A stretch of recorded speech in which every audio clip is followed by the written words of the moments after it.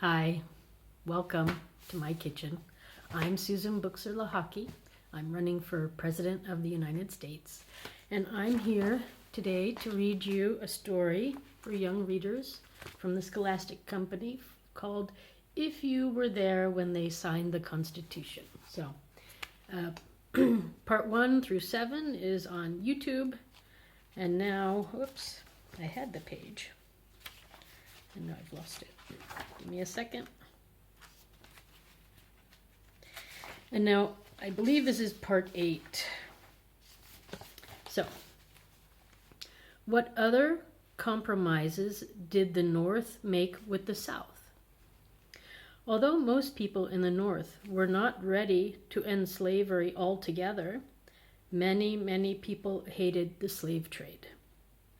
Almost everyone had heard horror stories about the long voyage from West Africa. Men, women, and children were chained to their bunks, lying like logs so the ship could fit in as many as possible. Many slaves tried to kill themselves by jumping overboard. The South was afraid that a new national government would write a law that would stop the slave trade. During the summer of 1787, the men in Philadelphia were not the only ones struggling with the question of slavery. There was still an old Congress under the Articles of Confederation, and this Congress was still meeting in New York City. Many people, like Madison, were going back and forth between New York and Philadelphia. In the middle of the summer, the old Congress settled a long debate. Would the land in the West be settled by free men or by slaves? Congress passed the Northwest Ordinance, which said that all land north of the Ohio River would be forever free. No slavery would be allowed there. Alexander Hamilton and James Madison came back down to Philadelphia and told the delegates what had happened in Congress. Today, some historians think a deal was made. The North had won in the Northwest. Now the South was going to get its way in the Constitution.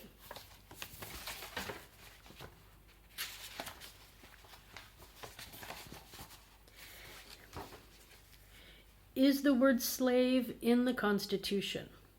No. If you read the original Constitution, you can see that they never used the word slave or slavery. Our Constitution is mostly written in clear and beautiful English, but when it came to slavery, the delegates used very confusing words. They didn't want to put the word slave into the Constitution. The Constitution has lasted 200 years, but it was almost destroyed during the Civil War over the issue of slavery. During the Civil War, Abraham Lincoln would say the word slavery was hid away in the Constitution just as an afflicted man hides away a cancer, which he dares not cut out at once, lest he bleed to death. Oh, whoops, I'm sorry, I have to go back. I forgot to show you the words from the previous pages. So here is the first page I read.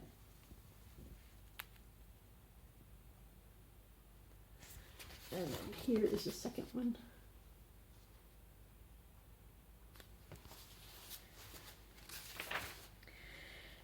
Did the delegates do nothing but fight? No. In fact, some historians think that they had agreed more than they had disagreed. Almost all the delegates had been rebels against the King of England. They believed that the king had too much power. If men were angels, said James Madison, no government would be necessary. If angels were to govern men, no controls on government would be necessary. Basically, the delegates agreed with Madison. They knew their greatest challenge was to set up a government with enough power to act, but they wanted to be sure that the government did not have too much power.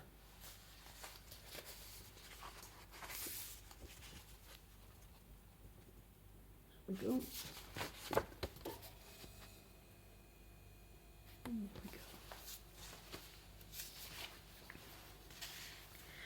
The delegates wanted their new government to have different branches that could check each other, so no single branch could have too much power. They thought the best government had what they called separation of powers and checks and balances. That meant that no one person or group could make laws for everyone else. How did the delegates invent a president? The men at Philadelphia knew firsthand what it was like to be ruled by a king. They wanted to make sure that no one man would ever have as much power as a king. But on the other hand, they had lived for 12 years under a system when there was no head of the government, and that hadn't worked very well. At the Philadelphia Convention, during the hot summer, they had invented a House of Representatives and a Senate to make up the laws. But what if the House and Senate voted foolish laws? Who would stop them? Would they have to go through another revolution?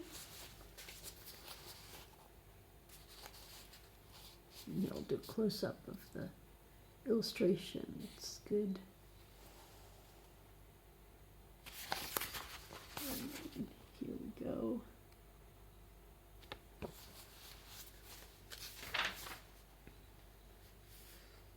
No, they wanted a government where there would be someone strong enough to check the House and the Senate, but not so strong that he could make himself king. They wanted someone who could lead the country in times of emergency and deal with the heads of other nations. They decided to call this person president. And this is where I'm going to stop today. Okay. So, thank you for stopping by. It was fun reading this part 8 to you of the U.S. Constitution Young Reader's Book. I wish you a nice day. Thanks for stopping in my kitchen. Bye. Have a good day.